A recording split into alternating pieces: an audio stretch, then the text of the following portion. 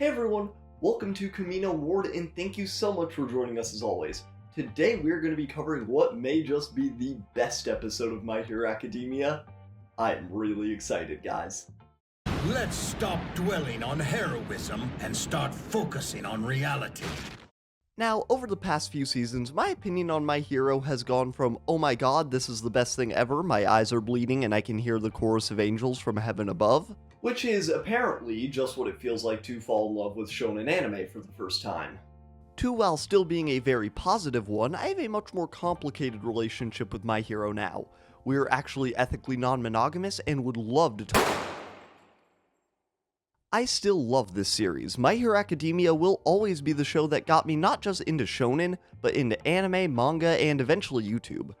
Season 5 is almost certainly my low point of the series, with the Endeavor Agency arc being the most painfully boring stretch in all of My Hero Academia. The anime anyways.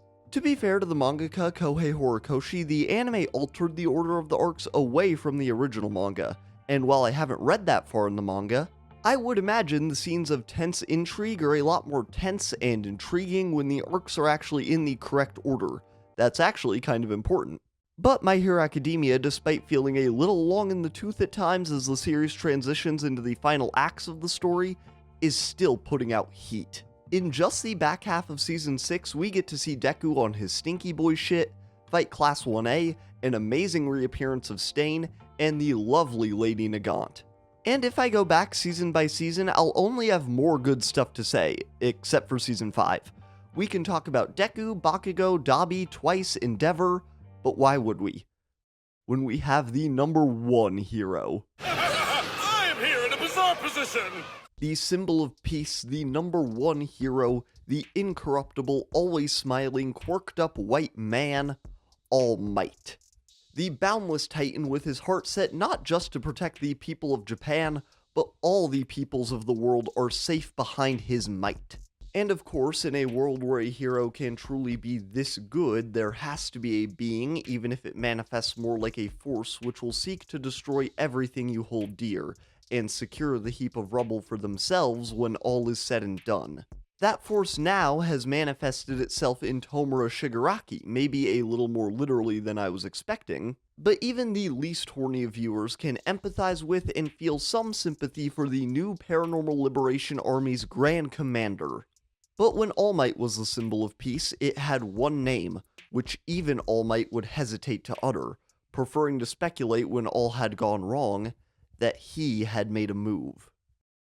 Today we'll be talking about the single fight which altered Hero Society forever, on that one night in Camino Ward when All Might faced off against All for One, baby. Let's fucking go.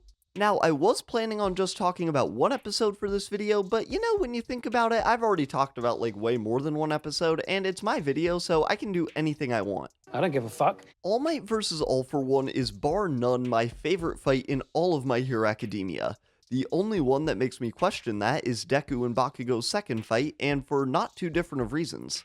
These are not only extremely well done as action scenes, but what they really excel in is making me sob like a baby.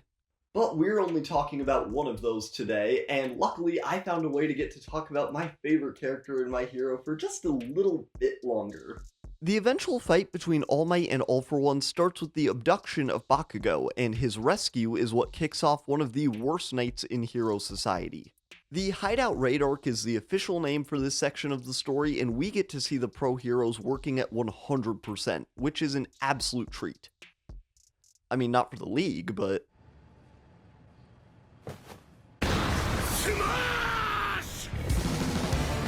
One of my favorite things in My Hero Academia is the massive roster of pro heroes it has kicking ass. We have characters we've gotten to know quite a bit working on the raid, like Gran Torino, Endeavor, and of course All Might, but this is also the first time we get to see some of those pro heroes do their job up close and personal, which only makes this night feel more important. Of course, the Bakugo rescue goes south immediately, as All for One announces his arrival via Nomu and yoinks young Bakugo away from All Might at the last second. You gotta be quicker than that, buddy. And with Bakugo, the League of Villains, All for One, a few Class 1A members with piss in their pants, and a whole field of incapacitated heroes, The stage is set for the symbol of peace to save the day. And you know what would save my day? Do you want to know? Because it starts with an S, and it ends with an subscribe, or an end me money. But like I said, All Might is not the only hero there, just like how All For One is far from the only villain in Kamino Ward. Also, very subtle Star Wars reference once again, Horikoshi, very good. One of my favorite parts of the Hideout Raid arc is the real Bakugo rescue, because not only is it rewarding and makes a lot of sense, as Bakugo choosing to be rescued by his friends versus being saved by his idol is just much better for the story and his character. I mean, not just that, but it also gives Deku a chance to make a plan using their quirks that doesn't involve fighting at all, which is a switch up I always enjoy in action anime. I mean, also not just that, because once Deku, Bakugo, and the rest of the rescue team are off the field, All Might is able to, like, punch All For One as hard as he wants. But there's also cool emotions and feelings to discuss. With Deku, and especially Shigaraki, taking more of a front seat on the world stage now, it's easy to forget when the show wasn't as much about them, even though it still obviously was. Where All For One has a tight hand of control around Shigaraki's throat, using him to disintegrate faith in Hero Society as he grooms him to take his place, All Might has almost no control over Deku, which All For One is happy to mock as Deku saves Bakugo without his asking. Even Gran Torino tells his student, Toshinori, that Izuku is turning out to be more like him every day. Not a compliment. All For One has an obedient tool he can use to chip away at the world and people he hates, but All Might has a successor. That was definitely one of my favorite things about rewatching this fight and writing this video, was the reaffirmation that this fight really is all about masters and their students. Like I said, even the generally retired Gran Torino comes to help All Might, not just for his student, but for the friend he's lost in the previous wielder of One For All, Nana Shimura. All Might, or Toshinori as she called him, also fights for Shimura, the woman who granted him One For All, who taught All Might how to be the symbol of peace. We don't see her grant him the power, not here at least. We don't see her teach him how to fight or defeat his opponents. She imparts a much more valuable wisdom for the symbol of peace. Remember that real heroes don't just save lives, they save a person's heart too. You know what I think? No matter how scared you are, you should smile to show that things will be okay. In this world, the ones always smiling are the ones who are the strongest. This is really, at the end of the day, what I love about these episodes, this fight, this series, and especially All Might, is that it is just so damn good. And I think that that's great. The world is a complicated place, probably the most complicated one I know of, and it can be hard to know what's true and what isn't. I also like stories that emulate how complicated and awful of a place this is, even if they don't take place in the same world as us, like the heart-wrenching political turmoil of Attack on Titan. But you know who else I like? Superman. Because he's just a nice dude who wants to protect the planet, the people he cares about, and see the world happy. I don't need him to be compromised by the moral realities of our shitty world. And All Might may not be Kryptonian, he may have literally nothing to do with DC Comics, but damn it if this isn't my favorite version of Superman, like, ever. Of course he doesn't just hug and kiss All For One, he still beats the dog out of him, but it's all about the why. You steal, break them, manipulate and discard them. You scoff at innocent people who are just trying to lead happy lives. It cannot continue. It's over. I won't let it! The animation, voice acting, and especially the score do an incredible job at adapting this fight, taking what made the manga special, keeping what they could, and flexing the strengths that being an anime adaptation gives you. Especially the haunting operatic track over much of the fight, and Yusei Run continues to go with literally everything. The fight struggles back and forth being broadcast for the entire world to see, and Izuku is forced to watch as All for One reveals his master's true form. The gross, cynical notion being that once the world sees their symbol of peace at his weakest, that they will turn from him. But with All Might still protecting them, all he does is make them rally behind the symbol of peace once again. Come on, All Might! Not just the people, but the pros that came to assist All Might as well. Endeavor even having some Damn it, All Might. words of affirmation for All Might. And heroes we've seen time and time again like Edgeshot, Tiger, and from all the way back in episode 1, Kamui Woods. Edgeshot puts the conflict best, telling All Might that pros and citizens everywhere pray for his victory against this personification of evil, that no matter what he looks like, he's still everyone's #1 hero. And the crown jewel of speeches that make me sob like a baby comes from the grumpy Yoda homage himself, Gran Torino.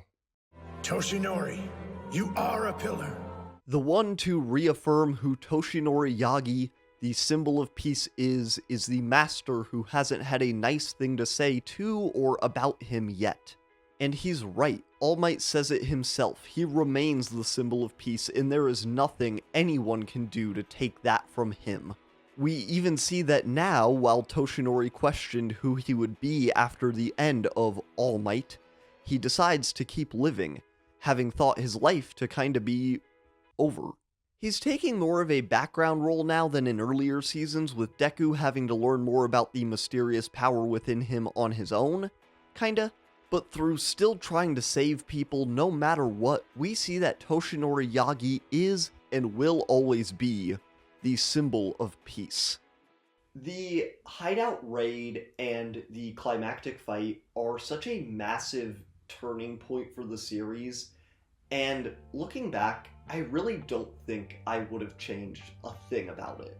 The post-fight coverage is just as important as the main match, though, as any Joe Rogan, MMA, boxing, or whatever fan will know. Which also, why does he look like that now? Like, Jesus, what happened? He looks like overinflated, but also saggy?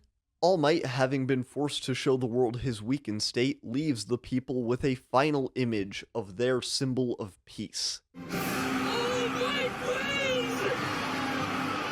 As Gran Torino puts it, his last job, the final act as the symbol of justice and peace. All Might even calls out to Izuku, letting him know that the world will be expecting him next. Shout out to the gays. All Might vs. All for One is just so incredible. I cannot watch it without crying. I can hardly even think about it without crying. But that is the video for this week, y'all. Thank you so much for joining us as always. And hey, Happy New Year. And just in time, too. I'll see y'all next time. Have a good one. Goodbye.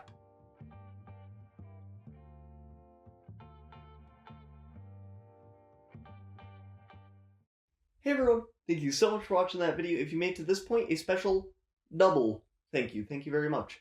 Yeah, man, I love this fight so much. I've wanted to, I guess, talk about it for a while. It's one that I'm surprised that, like, I didn't want to talk about earlier. Because, like, now, like, you know, like, as I, like, you know, get more, like, subscribers and stuff, which also, oh my god, how have I not brought this up yet? Thank you so much for the support on the past couple of videos. The channel has just exploded in size lately. We are now at over 500 subscribers. It's crazy. I'm so proud of, like, I'm so proud of this community, and I love you guys. I have the best fans, like, in the world already. Like, I always have the best discussions with you guys. You're so nice. Shut up. I hate you. But anyways, what I have to show off for my collection this week, and thank you, seriously, thank you, is Cat-Eyed Boy. This is a return of Girlfriend Gift Time. This is by Kazuo Umez.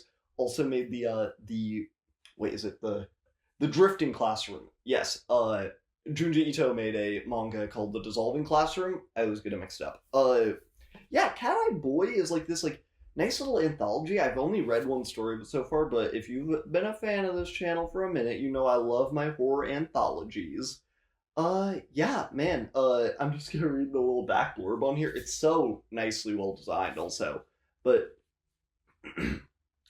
hated by humans and demons alike, Cat-Eyed Boy dwells in the shadows of the human world. Wherever he goes, disturbing tales of both men and monsters begin to unfurl. And yeah, that's a Cat-Eyed Boy there on the back also. It's a really cute series. I like it a lot. But thank you so much once again, y'all. I love y'all so much. Thank you. Have a good one. I'll see you next week. Goodbye.